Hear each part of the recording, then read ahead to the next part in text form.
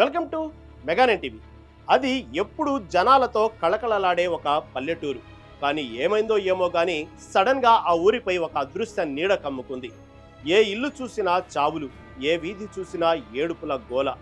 గత 2-3 నెలల నుంచి ఆ గ్రామంలో జరుగుతున్న వరుస మరణాలు ఇప్పుడు అక్కడి ప్రజలకు కంటి మీద కునుకు లేకుండా చేస్తున్నాయి. మెగానెన్ టీవీ కెమెరాకు చిక్కిన ఈ వింత ఘటన కరీంనగర్ జిల్లా జమ్మికుంట మున్సిపాలిటీ పరిధిలోని కేశవాపూర్ గ్రామంలో చోటు చేసుకుంది.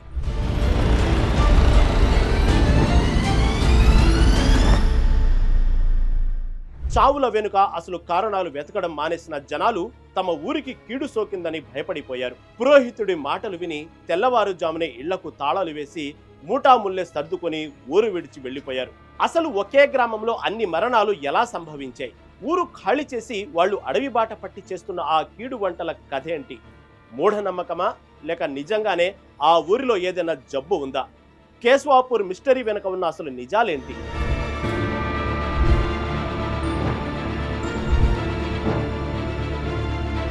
టెక్నాలజీ పరంగా ఎంతో డెవలప్ అవుతున్న ప్రాణ భయం అనేది మనిషి చేత ఎలాంటి పని అయినా చేయిస్తుంది అనడానికి కరీంనగర్ జిల్లా కేశవాపూర్ గ్రామ ప్రజలే నిదర్శనం. ఆ ఊరిలో గత కొన్ని నెలల వ్యవధిలోనే 10ల సంఖ్యలో వరుస మరణాలు సంభవించాయి. వయసుతో సంబంధం లేకుండా జనాలు చనిపోతూ ఉండటంతో ఆ ఊరిలో ఒక తెలియని భయం మొదలైంది.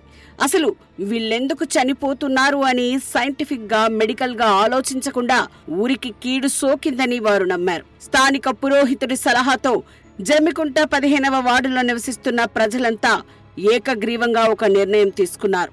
ఉదయాన్నే ఇళ్లకు తాళాలు వేసి ఊరు ఖాళీ చేసి కీడు వంటలకు వెళ్లారు.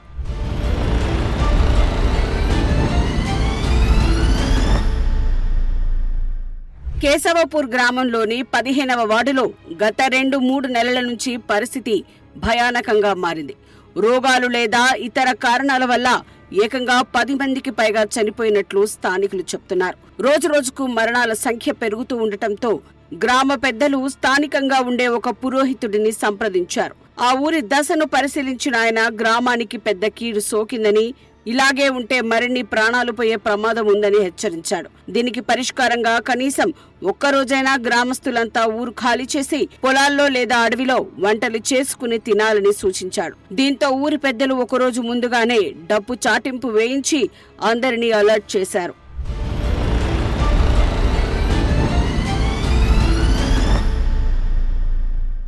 మంది అయితే చాలా మంది చనిపోయారు. 15 మంది దాకా చనిపోయారు. ఒక పోస్టర్ తీయకముందే ఇంకొక పోస్టర్ పడుతుంది. ఒక రోజు 2 దానం చేసినాం.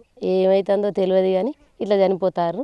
అందుకోసమే మేము చెట్ల తీర్థం పోయినాం. అంటే ఏం చేశారు? అంటే ఇలా జరగడంతో అసలు మీరేం చేశారు? అసలు ఈ గ్రామంలో ఎదురుగా ఏదైతే ఈ గ్రామంకి వస్తున్న రహదారిలో ఒక బొమ్మ కూడా వేశారు. అసలు ఎందుకు ఆ బొమ్మ వేయడం కారణాలు ఏంటి?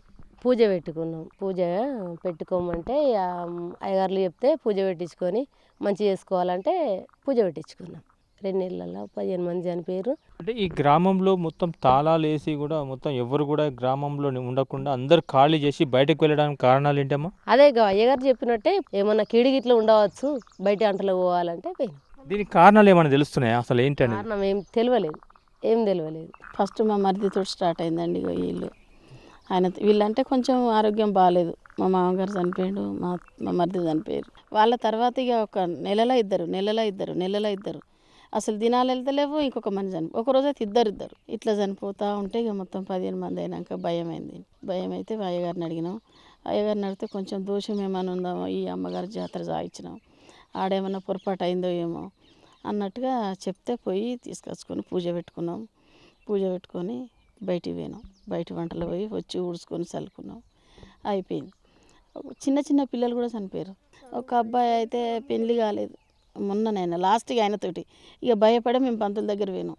అసలు ఏం జరుగుతుంది ఇక్కడ? అయ్యగారిని తీసుకొచ్చుకున్నాం, పూజ పెట్టించుకొని వెళ్ళిపోయి వంట చేసుకొని సాయంత్రం వచ్చి మళ్ళీ స్నానాలు చేసుకొని ఇల్లు కడుక్కున్నాం. అంటే ఇక్కడ అధికారులు ఉంటారు, గవర్నమెంట్ ఉంటుంది, మరి సైన్స్ పరంగా ఏమైనా జరిగిందా, ఇక్కడ ఏం జరుగుతుంది మరి అనేది మీరు అధికారులను కలవాల్సిందా? పోయి కాకుండా మీరు ఒక పంతుల్ని కలిసినామంటున్నారు. ఈ మూఢనమ్మకాలను నమ్మొచ్చా మీరు?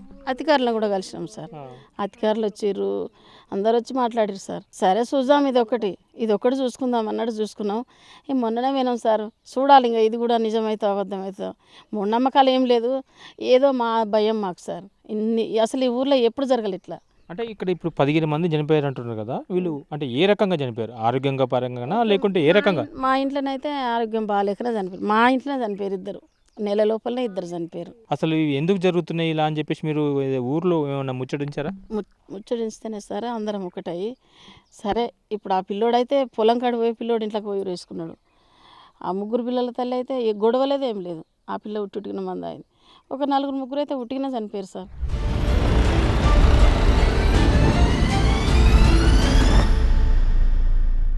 పురోహితుడి సూచన మేరకు కేశవాపూర్ ప్రజలంతా తమ ఇళ్లకు తాళాలు వేశారు. వంట పాత్రలు, బియ్యం, కూరగాయలు మూట కట్టుకుని ఊరి పొలిమేరలు దాటి వెళ్లారు. పచ్చని పొలాల మధ్య అడవి వాతావరణంలో గుంపులుగా చేరి పొయ్యిలు రాజేశారు. బంధుమిత్రులతో కలిసి సామూహికంగా ఈ కీడు వంటలు వండుకున్నారు. ఈ ఆచారం వెనుక వారి ఉద్దేశం ఒక్కటే, ఊరిలో ఉన్న దుష్ట శక్తి లేదా కీడు జనాలు లేకపోవడం చూసి వెళ్లిపోతుందని వాళ్ళ నమ్మకం. రోజంతా అక్కడే గడిపి సాయంత్రం చీకటి పడే సమయానికి తిరిగి తమ ఇళ్లకు చేరుకున్నారు. ఈ 4 ఏళ్ల నుండి 8 మంది 9 మంది చనిపోయారు సార్. మాకేందన్నది అర్థమవుతలేదు సార్. మరి ఎందుకు అవుతుందో తెలుస్తలేదు సార్. అందుకొరకే మేము బయట వంటలకు పోయినాం సార్. కొంచెం ఊరు చుట్టూ పొత్తు పోసుకొని మీరు బయట వంటలకు వెళ్ళిపోవాలి అని అన్నారు. పొద్దున్న 5 గంటలకు పోయిన వాళ్ళం సాయంత్రం 6-7 అయింది సార్ ఇంటికి వచ్చే వరకు. అది మా బాధ. పిల్లలు ఈ 20 ఏళ్ళోడు, 10 ఏళ్ళోడు, 60 ఏళ్ళోడు చాలా ఇబ్బందులు అయ్యి చచ్చిపోతుంటే అక్కడికి ఇప్పటికీ 10-20 మంది చచ్చిపోతే ఇబ్బంది అయ్యి ఎవరు ఇట్లా అని ఓ పమ్మలను పట్టుకొచ్చినాం. కానీ పట్టుకొచ్చి చేసినాక మమ్మల్ని బయటికి పంపమంటే అక్కడ అనేక మురుగు చెత్తలు అయ్యి ఆ చెత్తలు దాటి ఇంకా దూరమేను.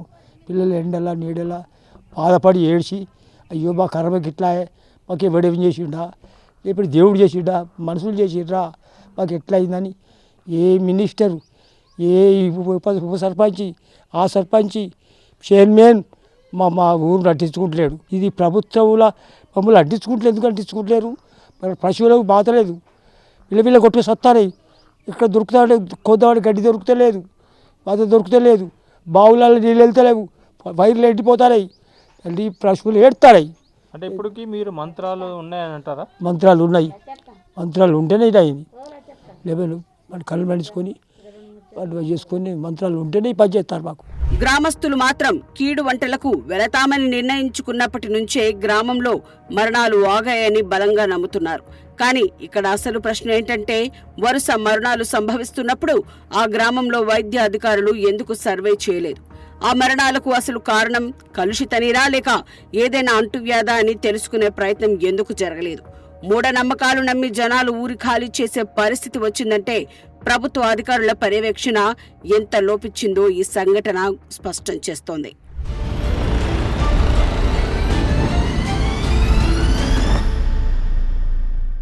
మెగా9 టీవీ గ్రౌండ్ రిపోర్ట్ చేసిన ఈ ఘటన చాలా ఆశ్చర్యాన్ని కలిగిస్తోంది. ప్రాణభయం అనేది ప్రజల చేత కీడు వంటలు చేయించడం తప్పు కాదు. కానీ చావులకు సైంటిఫిక్ కారణాలు వెతకకుండా కేవలం కీడు అని సరిపెట్టుకోవడం భవిష్యత్తులో ప్రమాదకరం కావచ్చు. ఇప్పటికైనా జిల్లా కలెక్టర్, వైద్యాధికారులు ఆ గ్రామాన్ని సందర్శించి వరుస మరణాల వెనుక ఉన్న అసలు నిజాలు తేల్చాల్సిన అవసరం ఎంతైనా ఉంది. వార్డు కౌన్సిలర్ మనతో ఉన్నారు, వారి మాట్లాడి తెలుసుకునే ప్రయత్నిద్దాం. కంప్యూటర్ యుగంలో టెక్నాలజీ పెరుగుతున్న నేపథ్యంలో మొన్న అంటే మీరు ఈ మూఢనమ్మకాలు నమ్మడం ఏంటి అంటున్నా?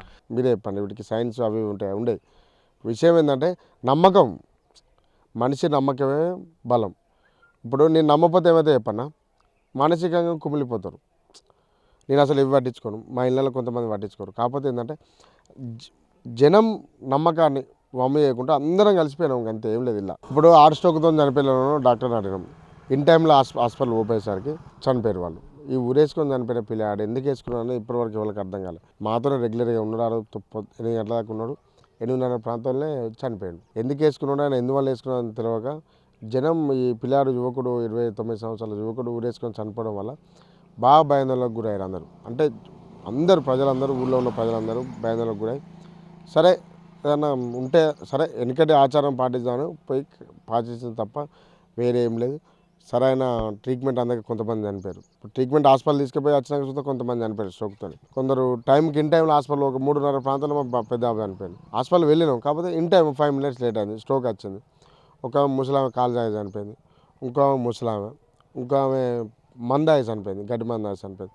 గడ్డి మందాయి చనిపోయింది, ఎందుకు చనిపోయింది అని తెలియదు. అంటే ఇట్లా ఫ్యామిలీ ప్రాబ్లమ్స్ అని అంటే ఇప్పుడు అన్నీ తెలుస్తున్నాయి, అంతకుముందు అయితే ఏం తెలియదు అట్లా. అంటే ఇదంతా సహజంగా చనిపోయారని అనుకోవచ్చు కదా, మరి మీరు ఎందుకు ఇంత నమ్మడం జరిగింది? 100% సహజంగానే చనిపోయారు.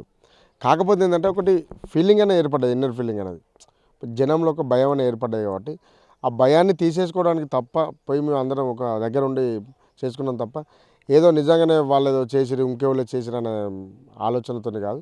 మానసికంగా సైకలాజికల్గా మనం ఫిట్ కావడానికి, ఎలాంటి ఇబ్బంది లేకుండా ఉండడానికి. ప్రజాప్రతినిధిగా మీ యొక్క వార్డుకు ఏం చెప్పాలనుకుంటున్నారు మీ ప్రజలకు? మరి మా వార్డు అందరూ ప్రజలు ఉండాలని, వార్డు ప్రజలందరూ సురక్షితంగా క్షేమంగా ఉండాలని వాళ్ళ కట్టుబాటు నిర్ణయాలతో అందరం ఏకీకరణ చేసుకుని పోయినాం. ఇక్కడి నుంచి అలాంటి తప్పిదాలు జరగకుండా అందరం ఉండాలని మనస్ఫూర్తిగా మంచిగా ఉండాలని కోరుకుంటాను. ఇది మొత్తానికైతే చూశారు కదా, ఏదైతే జమ్మికుంట కూతవేట దూరంలోనే, జమ్మికుంట మున్సిపల్ పరిధిలో కూతవేట దూరంలోనే ఉన్న ఏదైతే ఈ వార్డు 15వ వార్డుకు మరి ఇలాంటి సంఘటనలు జరగడంతో ఇటు మరి అధికారులు ఒక పక్క రాలేదు, మన నాయకులు కూడా వచ్చి చూడలేదు. ఇలాంటి సంఘటన జరుగుతున్నప్పటికీ, మరణాలు ఇలా సంభవించినప్పటికీ కూడా ఎవరు కూడా ఇక్కడికి వచ్చి చూడలేదని చెప్పేసి గ్రామ ప్రజలు చెప్పారు. మనతో మాట్లాడిన ప్రజానాయకుడు వార్డు కౌన్సిలర్ కూడా చెప్పుకొచ్చాడు ఏంటంటే, ప్రజల శ్రేయస్సు కోసం మేము అపోహలన్నీ పోగొట్టడానికి మేము ఈ వంటలకు వెళ్ళడం జరిగిందని చెప్పి తన మాటల్లో చెప్పుకొచ్చిన పరిస్థితి. కెమెరా పర్సన్ రఘుతో Ravikumar, mega nine TV, Jammikunta నుండి.